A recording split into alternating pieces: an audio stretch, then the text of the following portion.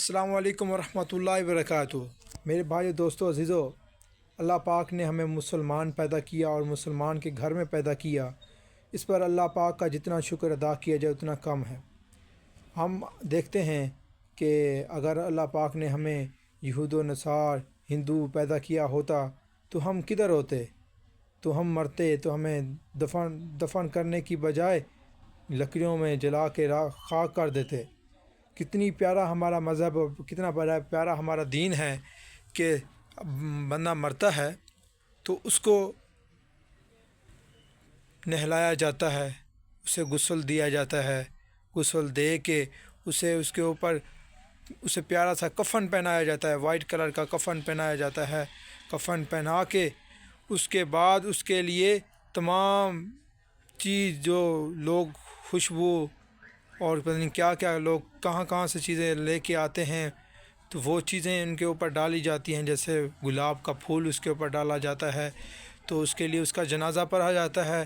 جنازہ پڑھنے کے بعد ان کے لیے تمام لوگ اپنے کام کو پیچھے چھوڑ کے اس کے لیے جنازے کے لیے آتے ہیں، اس کا جنازہ پڑھتے ہیں اور پیار اخلاق سے اسے اٹھا کے قبر کے اندر دفن کیا جاتا ہے، اس کے اوپر مٹی ڈالی جاتی ہے۔ یہ ہمارا دین ہے۔ اگر یہ ہندو جو ہوتے ہیں نا، وہ اپنے جو بھی ان کا کوئی مرتا ہے نا، تو ان کو وہ آپ نے دیکھا ہوگا، فلم و ڈراموں میں بھی دیکھا ہوگا کہ وہ کیسے ان کو وہ لکڑیوں میں ڈال کے اس کے اوپر آگ لگا دیتے ہیں۔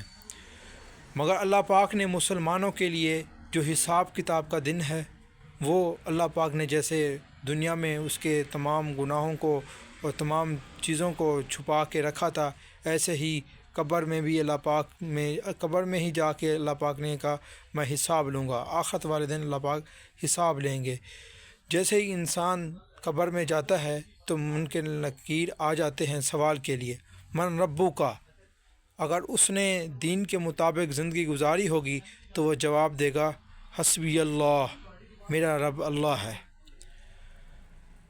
تو میرے بھائیو دوستو، جب وہ دنیا میں بے تحاشا اپنی مرضی سے زندگی گزاری ہوگی، نہ دین کی دال کا پتہ، نہ والدین کے حقوق کا پتہ، نہ بہن بھائی کے حقوق کا پتہ، نہ دوستوں کے حقوق کا پتہ، نہ ہمسایوں کے حقوق کا پتہ، یہ تمام ہی ساری چیزوں کو اس نے اپنے سے نکال دیا ہو، اپنی خواہش کے مطابق زندگی گزاری ہو، تو وہ جواب نہیں دے پائے گا۔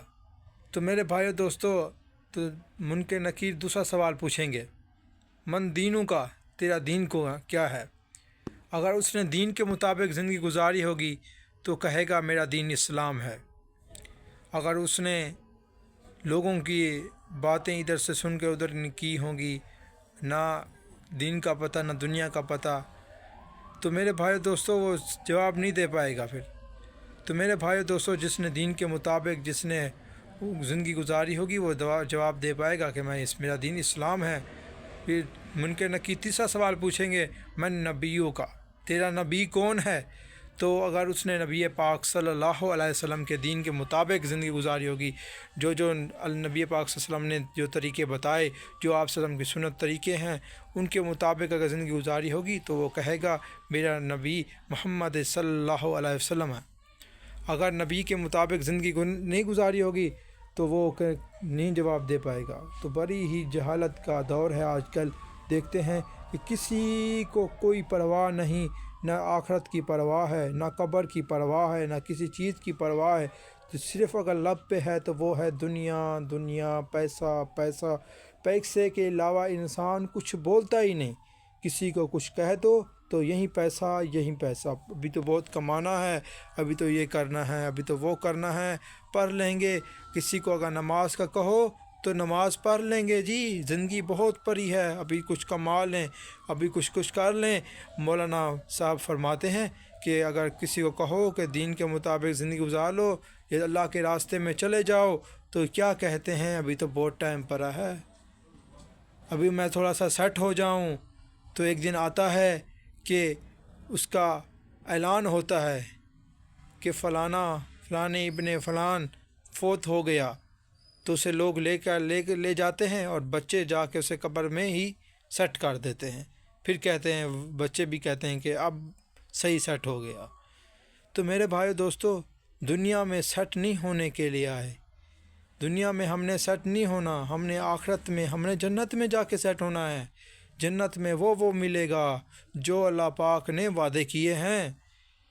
تو میرے بھائیو دوستو، جو چیزیں یہاں پہ اللہ پاک نے منع کی ہے، جیسے شراب منع کی گئی ہے، وہیں شراب اللہ پاک ہمیں جنت میں پلائیں گے۔ میرے بھائیو دوستو، جنت میں سب کچھ ملے گا، اپنے پیار اخلاق، اپنے بہن بھائیوں کے حقوق، ماں باپ کے حقوق، ہمسایوں کے حقوق، سب کو پناؤ۔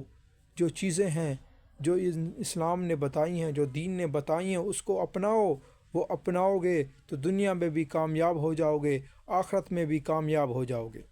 تو میرے بھائی دوستو، اس پر عمل کرنا اور دوسروں تک یہ ویڈیو پہنچانا۔